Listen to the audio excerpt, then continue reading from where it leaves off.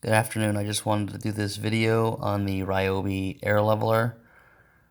It's basically a air laser level that sticks to the wall. It comes with this neoprene gasket for, I guess, walls that are not smooth, but I haven't had any problems on any wall. So take a look at it. It's got 2 levels.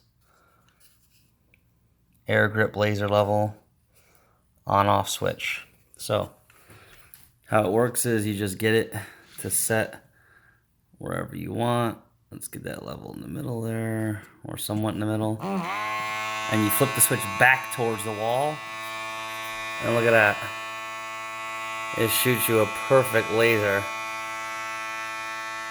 In case you wanted to hang a shelf, draw a line, or anything like that.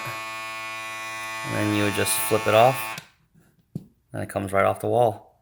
It's a suction cup, electronic suction cup. I think it runs on AAA batteries, if I'm not mistaken. And you can do it the other way as well. And it'll shoot a laser straight up the wall.